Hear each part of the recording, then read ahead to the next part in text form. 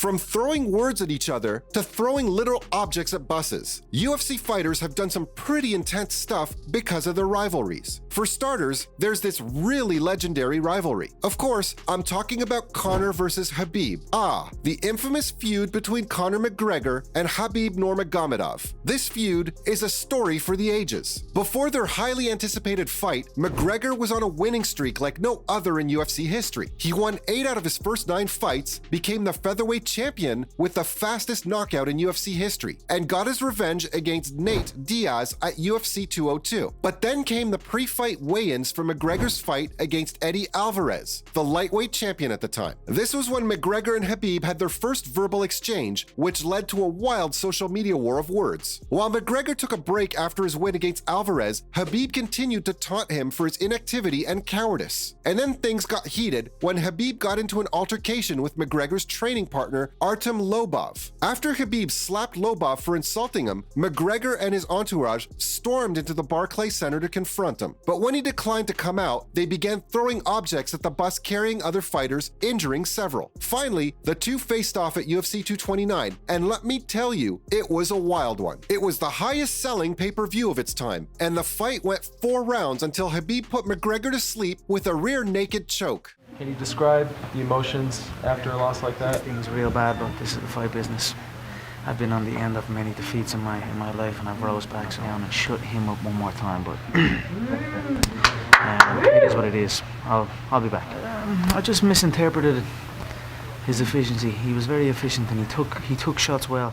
But the real chaos began after the fight, when Khabib jumped over the cage and attacked one of McGregor's training partners. As McGregor tried to help, he was punched by one of Khabib's cornermen. Sheesh. Oh, and don't think this is the only feud involving Conor, because he's got a beef with Nate Diaz too. It all started at UFC 196, when the lightweight title defense between Rafael dos Anjos and Conor McGregor was cancelled due to injury. There's only one, baby.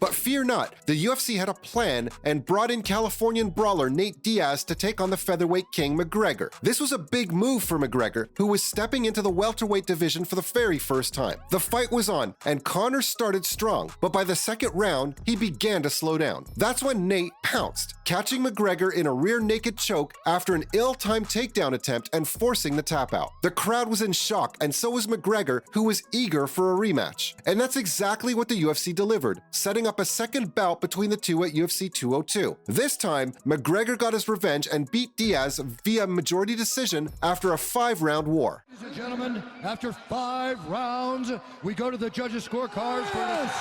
Conor McGregor!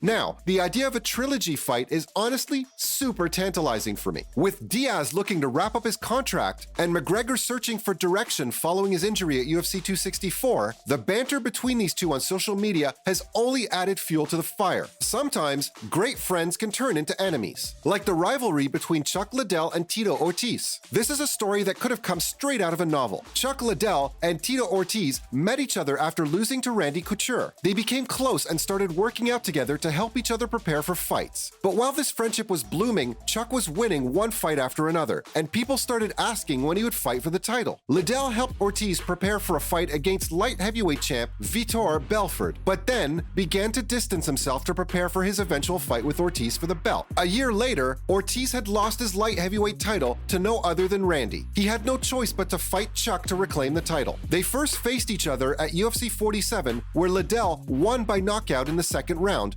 making him a superstar. Ortiz took a 14-month break from the sport after his defeat, but eventually returned to prove he was still one of the best. After Liddell won the championship in a rematch with Randy Couture, he set his sights on a motivated Ortiz for a rematch at UFC 66. Liddell managed to win because of a KO in the third round. Although Ortiz and Liddell faced each other a third time in 2000, 2016, Liddell looked as if he wasn't in good enough condition, leading to Ortiz's only win in this classic trilogy with a first-round KO. And don't think it's just the men having rivalries and feuds, because the rivalry between Ronda Rousey and Miesha Tate was legendary. These two women had a rivalry to put women's MMA on the map and spark the interest of fans and the mainstream media alike. It all started in Strikeforce, where the UFC purchased the independent promotion in 2011. When Miesha and Ronda first met in the octagon, Miesha was the reigning bantamweight champion, and Ronda was on the rise to become one of the biggest names in MMA. The pre-fight banter between the two was intense, with nothing being off limits. When they finally stepped into the cage, the energy was electrifying, and Ronda quickly took control, submitting Miesha with her patented armbar. Bragging about snapping Miesha's arm during the fight, Ronda cemented her place as the new bantamweight champion. Years later, after coaching a season of The Ultimate Fighter, the stage was set for their rematch at UFC 168. This time, Miesha lasted 3 rounds, putting up a fight and avoiding submissions. But in the end, Ronda caught her in a submission, ending the contest and solidifying her place as the champion. Although they never fought again, the rivalry between Miesha and Ronda set the bar for what female UFC fighters could bring to the octagon. The energy and excitement they brought to the cage will forever be remembered and serve as an inspiration to future generations of female fighters. The next rivalry started with UFC 1, so you know it set the very foundation. Yep, I'm talking about Gracie and Shamrock. These two bad boys lit up the octagon in what was the first ever trilogy of fights in MMA history. Their first matchup was the promotion's first ever event, and it was a one-night open-weight tournament. Gracie and Shamrock collided in the semifinals, and in just 57 seconds, he had Shamrock tapping out after putting him in a rear naked choke. The two then met again in UFC 5 in 1995, and it was a non-stop action-packed bout that ended in a draw. Fast forward to 2016. Both of these warriors may have been a little past their prime, but they still had a fire in their bellies. They stepped into the octagon one more time, this time at Bellator 149, and Gracie ended the encounter with a disputed knee that went straight to the head. This was followed by some hammer fists to seal the deal. Finally, there's two rivals that really hated each other, and that's Jon Jones and Daniel Cormier. It all started at UFC 121 when a young and cocky Jon met Daniel backstage for the first time, and boy did these two not hit it off. Jones, who was only 23 at the time, boasted that he could take down DC, a seasoned Olympic wrestler, which rubbed Cormier the wrong way. And that's when the fireworks started. Things reached a boiling point at the 178 pre-fight press conference, where security had to intervene to keep these two from going at each other's throats. But when they finally got into the octagon, Jones dominated both UFC 182 and 214, solidifying his place as the victor and the conqueror of DC's greatest rival. Even to this day, these two still hold a grudge and continue to trade jabs. It's a classic tale of fire meets fire, and honestly, I'm all for it. What are your thoughts on some of the biggest UFC rivalries?